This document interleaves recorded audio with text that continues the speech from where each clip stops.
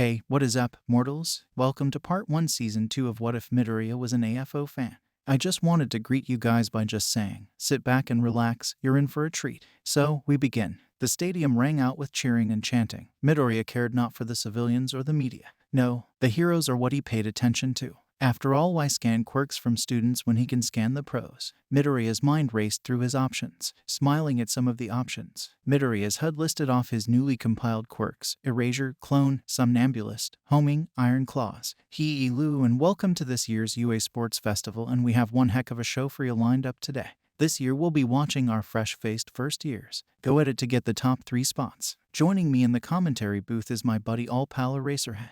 Acting as our masters of ceremonies is Midnight and G-Force. Been too long, hasn't it, folks? Well, she's back from retirement and raising a family single-handed. Never really stopped being a hero, am I right, parents? Now let's get this party started. Aizawa sighed as he chugged down some coffee. He was gonna need it if this is what he was going to be sitting beside all day. Meanwhile, Mike screamed into the microphone, hyping up the crowds. Thank you, Present Mike, for that strong introduction. Could our top scorer in the entrance examination, Izuku Midoriya, please step up to the stage and give us a little speech to kick things off? Midoriya walked toward Midnight and Inko. Midoriya took the microphone from Midnight and climbed up to the stage, looking at the ground as he held the microphone.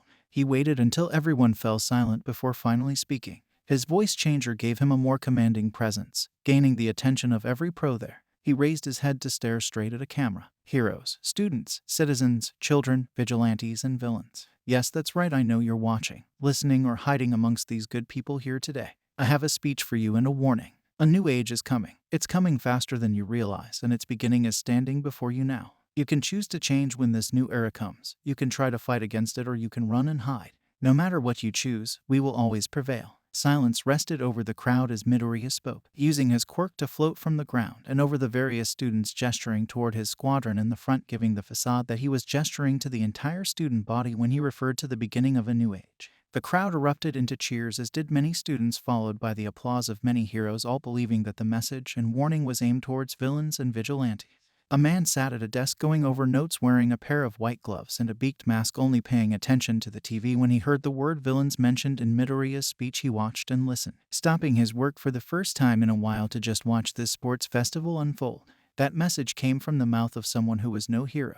Elsewhere, a group of figures in finely tailored suits and dresses listened to this speech, watching with intrigue. The man sat at the center of the group listened to what sounded like a natural-born leader, and as Midoriya spoke the line, "We will always prevail," the man pressed his thumb and forefinger against his head in the shape of an L with a grin. A man in a red bandana covering most of his face, armed head to toe in knives and swords, listened to Midoriya's little speech over a radio, smiling a little at his words. It seemed someone possibly shared his intent to change society. The man soon shut off the radio and looked down from his rooftop vantage point, getting ready to descend upon his next prey. The League of Villains watched and listened closely, all knowing Midoriya long enough to know that he had phrased that speech perfectly to make both heroes and villains believe the warning was aimed toward their enemies and not themselves. It amused all for one to no end that people were cheering their approaching downfall. Midoriya handed the microphone back to Midnight and nodded as Present Mike began shouting over the microphone again. Oh, that speech gave me chills. I'd hate to annoy him on a bad day. Guess that's why he's currently the top student in the hero course, huh? Must really eat you up, seeing as he's being taught by Vlad and not you, Eraser. You already annoy me every day, Midoriya hissed internally at the loud and obnoxious blonde with more vocal cords than brain cells. Midoriya waited, paying attention only when demanded of him, given he found this entire event to be a huge waste of time and money. The first event was announced as an obstacle race, and as various murmurs about Midoriya being able to fly spread across the audience, he walked towards Midnight and asked her to kindly announce to the crowds that Midoriya will only be using his telekinetic flight capabilities during the final event, an announcement that satisfied most of the disgruntled audience. Others disappointed they wouldn't get to see some aerial maneuvers until the final event. Everyone gathered at the starting point, waiting for the buzzer to sound, signaling for them to begin. Everyone prepared their various quirks, ready to give their all. As the buzzer sounded, everyone felt their quirks shut down, all glancing behind them to see two Midoriyas, one using his claw pack to emit a red glow, likely mimicking Aizawa's erasure quirk. The second tunneled beneath the ground as the claws ripped through the earth, letting Midoriya emerge from the other side. Soon the clone was dismissed, leaving a Midoriya who had just tunneled under the crowd of competitors. Mike and Aizawa gave commentary on Midoriya's support gear, stating it had been specially designed to copy 5 quirks, and judging from his actions they deduced he had cloned from Ectoplasm, Erasure from Aizawa, and Iron Claws from Power Loader. Running ahead of the pack, Midoriya reached the first obstacle, Mountain Assault. Mike screamed its name as robots from the entrance exam began poking out from various cracks in the mountain climb. And Midoriya has reached our first obstacle, leaving everybody in the dust straight out of the gate with that erasure move using a clone. Here's a lesson, folks, don't rely on your quirk too much. You never know when you might have to fight without it. Now back to the action. You better watch out for these bots defending their mountain base. They pack a lot more punch than the entrance exam variants. Guess Nezu must really want to push this year's students, huh? Midoriya paid little attention to the commentary. All he needed to hear was that these things were stronger than normal. All the more reason to not destroy them and leave them for others to get past. Midoriya pushed forward using his telekinesis plus Snipe's homing quirk to throw small rocks at incoming projectiles such as the net missiles or stun bullets. Looking back, Midoriya could see Todoroki and Bakugo gaining, and immediately let a claw spin around to face them with a red glow, rendering them quirkless again. He chuckled watching Bakugo fall from the air onto his face and Todoroki create a tiny shard of ice instead of a massive iceberg. Thanks to his new gear, Minta was giving the other competitors a real run for their money now. God, if this is what the league could do for him, he was all in, no question anymore. The small villain laughed as he used his new boots and gloves to scale the mountain. Using various sticky balls he'd stuck together on a sheet of rock as a shield from the incoming projectiles. Kamakiri struggled to get past the confined entryway, but once out he climbed the rock face, avoiding being in the red glow of the erasure quirk coming from Midori. Kamakiri began slicing through various bots and turrets. Hagakure was nowhere to be seen, but the fact bots and turrets were exploding for no particular reason was indication enough that she was there. Midoriya reached the top of the mountain and looked over the next obstacle. It was a forest. While running straight into the forest, Midoriya heard Aizawa announcing this obstacle, which set off a few alarm bells. As he ran into the wooded area, Monoma and Gyro, who had decided to call a truce if they wanted a good shot at crossing the finish line and getting into the next round, had torn past the mountain thanks to their combined efforts, and Midoriya no longer erasing people's quirks. Both watched Midoriya enter the forest and gave chase, with Todoroki just behind them and Bakugo ahead of them tailing Midoriya. Mid-roll, D&D channel. Before we get back to the video, I'd like to talk about our new channel, Celestia, our channel dedicated to all things Dungeons and Dragons. Currently we have a series breaking down the different spells in D&D, and soon we'll be starting some new series as well. So if you're a fan of D&D or have an interest in learning about it, check it out. Additionally, if there is something you've always wanted to see get made into a video, head over there and leave a comment mentioning it.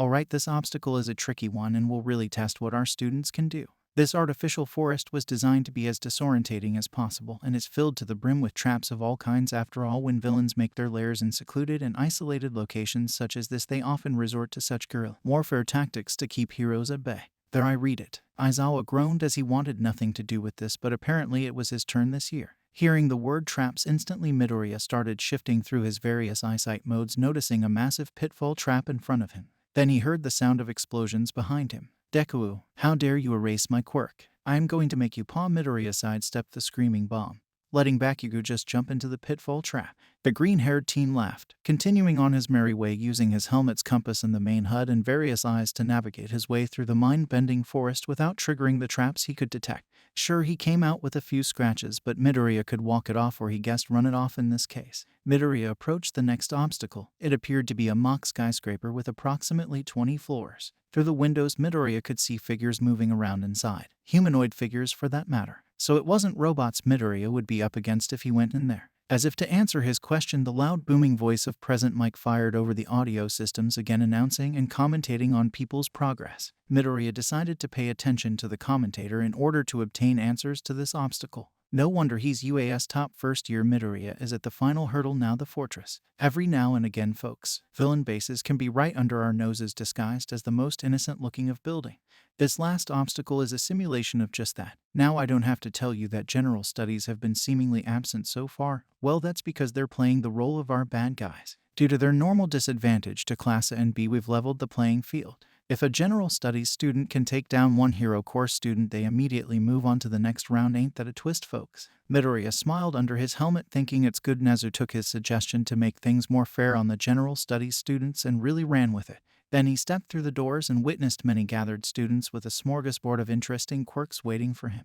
Midoriya smirked. Time to give himself a real challenge. His claw pack deactivated, conserving its current power level and entering recharge mode. Each time Midoriya crossed paths with a general studies student, he gently pushed them to one side using his telekinesis and simply walked onward. Using new telekinetic abilities he had been training to use, Midoriya started forming a bubble shield around himself that caused projectiles to stop midair and, if Midoriya felt like it, returned to sender. Soon he reached the final floor where one student was waiting patiently. The purple-haired teen eyed Midoriya with tired eyes and shook his head and gestured to the exit. Midoriya opened the door and heard him speak up. "What? Not gonna thank me?" Midoriya kept walking. He wasn't an idiot. Nobody just gives up that easy in a battle and expects a thank you. Whatever this boy's quirk was, it had to be response-related. So yeah, maybe your trick will work on the next student.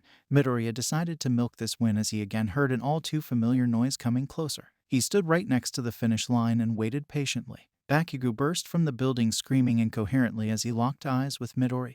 The explosive teen smiled, seeing that Deku hadn't taken first yet as he was about to blast himself over the line. Midoriya lifted a single finger, causing Bakugo to float, frozen and unable to move. Forcing the blonde to watch him cross the finish line, Midoriya chuckled a little inside his helmet. He found it all the sweeter that the whole thing was a camera blind spot so they could build out tension on who'd get first. Midoriya released Bakugo, who charged over the line claiming second, but not before jumping at that damn Deku and exploding him to get him back for that, the pitfall trap, and erasing his quirk. "Die, you damn Deku." The explosion shook the pair as they collapsed to the floor in a heap. Midoriya let out a pained howl from the smoke as Bakugo jumped from it, grinning with his fist held high in victory. It wasn't easy pulling this off, but Izuku timed it perfectly. He managed to create a small enough telekinetic barrier to nullify the explosion's damage to his body and vital support gear, but he still took the burn marks and damage to his outfit, later howling out in pain as he used telekinesis to break his own arms. As the smoke cleared, the injured Midoriya was there clear as day for all to see, and they'd all witnessed Bakugo attack Midoriya with his explosive quirk because what Midoriya had just finished first. Damn, this hurt like hell, but it was so worth what happened next. He watched in agony as Recovery Girl approached him, examining the damage and having some bots take Midoriya away to her medical station, but the words rang out louder than any explosion Bakugo had. "Katsuki Bakugo, for assaulting another competitor outside of an event, you are disqualified from here onward." Shoto Todoroki moves up to second place. If he weren't on the verge of tears from the horrid pain, Midoriya would be laughing his ass off from the fact he just pulled that off. With a kiss to each arm, Midoriya felt Recovery Girl's quirk kicking and repairing the damage, although she did surprisingly allow Midoriya to help by snapping some joints back into place using his quirk. After he'd explained that he had the idea to be a doctor if things didn't work out being a hero, which was sorta of true. He did want to be a doctor once, but not anymore. Nonetheless, Midoriya was familiarized with medical knowledge such as the human skeleton, and Dr. Yujiko's tutoring only furthered that knowledge. Midoriya stepped out onto the field again. Healed and ready to go, it seemed like everyone in his squadron had made it through. Just as planned, Bakugo didn't even make it to the second event, and he was seen as a savage who attacked another student without provocation and from behind. Truly, revenge had never been so delicious. Now let's see what this next event is. Inko reached out, spinning the randomizer wheel before it finally landed on an event: survival. Interesting. Okay, competitors, those of you who placed in the top 42, congratulations. Now we have a very interesting event for you. One of the many pro heroes here today will be selected by a seat raffle. This includes some UA staff members. Your goal is simple: survive as long as you can however you can. Please know that you may not attack other competitors in this event. You may attempt to attack the selected hero to impede their attacks, but we expect them to hold nothing back. So good luck. The final 16 left standing will advance to the final round. If you're knocked out or sent out of bounds, you are out. Inko yelled into her microphone, clearly giddy to be in her hero suit again and among her old friends. Sure would have been nice to know she was a dumb hero earlier on in his childhood, Midoriya grumbled to himself quietly. Okay, Sue, from our seat raffle we have seat number 45. A booming laugh echoed through the stadium as a woman who resembled a rabbit slammed down into the field, jumping from her seat. Okay, no need to panic, just need to survive against the current number 6 hero until she's taken out 26 students. What could possibly go wrong? The buzzer sounded, signaling the beginning of the event. Unsurprisingly, several students thought it'd be a great idea to rush the number 6 hero, Mirko. Meanwhile, those with half a brain used this opportunity to start running for safety or creating defenses. Some students opted to work together. Midoriya supposed there was no harm in doing the same by gathering his Phoenix squadron together, but once his team was assembled, an eye fell upon the general studies student from before, the one who'd let him leave the building without a fight. Mirko was about to strike him down from behind. Normally Midoriya would ignore this, but his helmet beeped, showing him the boy's quirk. Brainwashing. Midoriya used his telekinesis to pull the boy towards him and out of the way of the attack, patting him on the back with a smug grin beneath his helmet. "What? Not gonna thank me?" Midoriya chuckled as he duplicated himself, creating 3 clones, each digging a hole into the field and from there an elaborate tunnel network. Want to survive into the finals? Follow us. The boy looked at Midoriya and sighed, jumping into the hole followed by the rest of Phoenix Squadron. Mineta and the Midoriya clones sealed up the tunnel behind them multiple times using a combination of rocks and sticky balls. Gyro listened closely to the carnage above, listing how many students remained and indicating Mirko's location. Kamakiri, Monoma, and Hagakure all took positions to surprise the hero if she managed to breach their defenses. Midoriya and the boy who'd now introduced himself as Shinso held back to provide support. 26-23. Why'd she stop? Crap, Mirko is moving for our position. First barrier is down, second down, here she comes. As if on Quem, Mirko busted through the rocks and sticky balls, grinning at the teens who showed only minor fear in her presence. Ha, you kids are either the bravest or dumbest ones I'm gonna fight today. Hell, maybe you're both. Everyone stood their ground, holding a combative stance as a floating camera for the audience floated into the cavern Midoriya's clones had carved out. Mirko smirked at it. Now she had an audience, but what happened next she couldn't have predicted. Midoriya nodded at Shinso, signaling an unspoken plan. Well, best to fight with no regrets, right? Mirko ginned and was about to respond to the baggy-eyed teen, but immediately her eyes glazed over. He pointed upwards, ordering her to head to the surface and flick herself on the head. Doing as she was told, Mirko immediately jumped back to the surface and flicked herself, bringing her back to reality. Then she looked down into the cavern to see it blocked off again, and this time reinforced with a telekinetic barrier. Admitting defeat against these 7, Mirko left to take out 7 other unlucky teens. The buzzer sounded again, signaling the final 16 were left standing. Midoriya, Shinso, Kamakiri, Monoma, Mineta, Gyro, Hagakure, Ajiro, Todoroki, Ida, Takoyami, Honuki, Shizaki, Kiwaro, Kodai, Yaoyorozu. The final event was coming up, but everyone was granted a small break to catch their breath. Time to truly test the combat strength of his squadron. Midoriya knew they were all eager to figure out their place in the Phoenix Squadron's hierarchy, and this was the chance to show him who deserved to rank above the others. They sat at a table together, discussing that if they met in the ring, if they held back, they'd not only be insulting each other, but they'd also be insulting Midoriya and all for one. Midoriya was lecturing Mineta on being a bit less lecherous, since he'd received a fair amount of complaints from not just the girls in his class but the 2 female members of the squadron too, telling him if he were to act that way around veteran female villains that had eventually joined the league, they'd try to kill him. And Midoriya assured Mineta that he and Kurogiri couldn't defend the tiny villain all the time, seemingly scaring him straight. For now, Midoriya returned to his meal. Outro. Thank you all for indulging yourselves in all this information thus far. I hope you enjoyed it. Now, there are a few more things that I'd like to go over before the video ends. Firstly, if you're in the mood for some great storytelling, We The Celestials has got you covered. Are We The Celestials, My Hero Academia, and Naruto What If channels retell the story of their namesake anime with a twist. Check it out if you're interested. Secondly, on behalf of We The Celestials, I'd like to thank everyone involved in the production of today's awesome content. Their details can be found in the description below. Lastly, if you're interested in what we do here at We The Celestials, then I'd like to extend you an invitation to join the team. The only caveat being that we only accept members from 16 years and up to join our crew. You can sign up for whichever category fulfills your interests by joining the recruitment Discord using the link in the description below. We're always looking for members to join us. Well, that's it from us for today's video. So thank you all for watching and have a great day.